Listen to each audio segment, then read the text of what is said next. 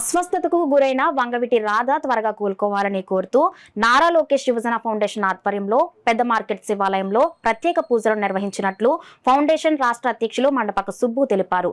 కాకినాడ పెద్ద మార్కెట్ శివాలయంలో వంగవీటి రాధ కోలుకోవాలని పూజలు చేశారు. తెదేపా సీనియర్ నేతలు T D Janardhan, city MLA Kondababu, Mummidivaram MLA Datla Buchibabu సూచనలతో ఫౌండేషన్ రాష్ట్ర అధ్యక్షుడు మండపక సుబ్బు శివాలయంలో మహాన్యాస పూర్వక ఏకాదశ రుద్రాభిషేకం చేయించారు.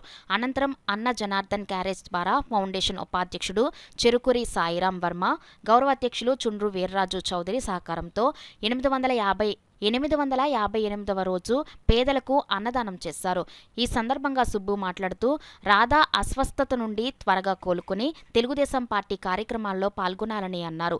కార్యక్రమంలో అడప జగదీష్, అడప గోపి, పోలిశెట్టి శ్రీను, అంజీ రామారావు, బాబీ, కర్రి వీరబాబు తదితరులు పాల్గొన్నారు.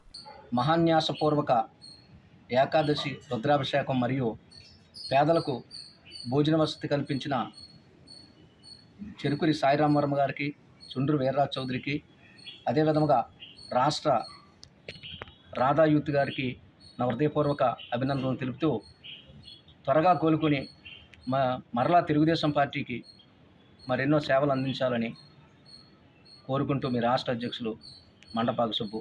అదేవిధంగా నారా చంద్రబాబు నాయుడు గారు, నారా లోకేష్, టీడీ జనార్దన్ గారు, వనమాడి కొండబాబు గారు, దాట్ల బుచ్చిబాబు పేరు మీద కూడా ఇవాళ రుద్రాభిషేకం చేయడం జరిగింది. మరి తెలుగుదేశం పార్టీ ఏ అడ్డంకులు లేకుండా ఆ పరమేశ్వరుడు ఎల్లవేళ నారా చంద్రబాబు నాయుడు గారికి మనోధైర్యాన్ని ఇవ్వాలని కోరుకుంటూ